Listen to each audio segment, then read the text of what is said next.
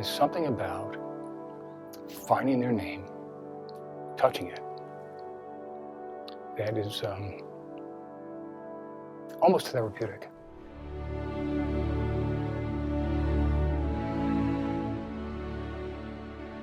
I'd been assigned to the Marine Barracks in Washington, D.C. And one day I said to my wife, Lynn, I said, I need to go to the wall. It was impactful. It was bang. I cried pretty good that day. You look at that wall and you see all those names and you just go, whoa. So the wall is just home, I think, for those who want to have a homecoming with the folks they served with, who they can no longer talk to and touch. The Marines I lost: Lance Corporal Guido Farinaro, Corporal Chubby Hale, PC Whitey Travers, Corporal Mike Witt. They lost their lives following Second Lieutenant Pace in combat. How could I live my life in a way that would pay respect to the way that they gave theirs? So I determined that I should stay in active duty. And every year, I would take a yellow pad of paper and I put a line down the middle. And on one side, I would put down reasons to get out, and on the other side, I would put reasons to stay in. It made no difference how many reasons I had on the left-hand side of the page to get out. Because always number one on the right-hand side of the page was and still is, you owe more than you could ever repay. And you owe your guys. And when I would go testify in front of Congress, some people would go with big binders. I always figured if I didn't know well enough to talk, I shouldn't be there. So I wouldn't take any binders. I wouldn't let anybody hand me any notes. I would just have my tabletop. But there was always a pad of paper there that was, you could take notes.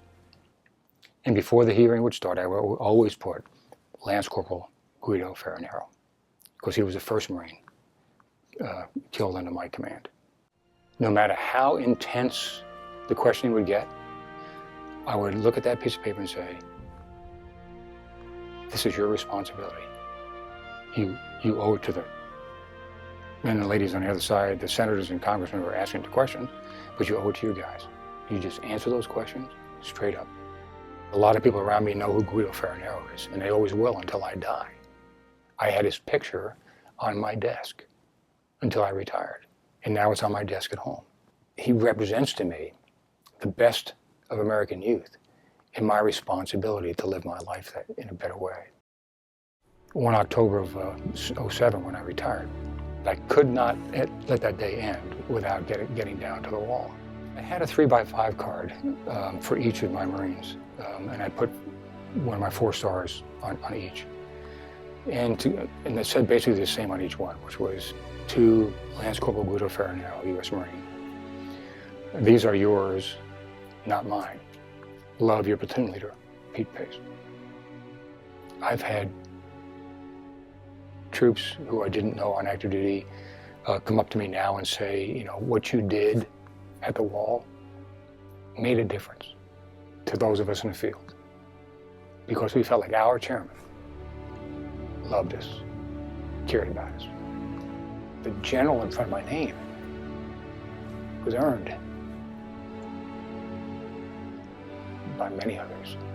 What other nation on the planet sends their sons and daughters around the world for no other reason than to keep and help others become free? And we don't ask anything for it in return. It's an amazing, amazing country. And that makes it worth fighting for.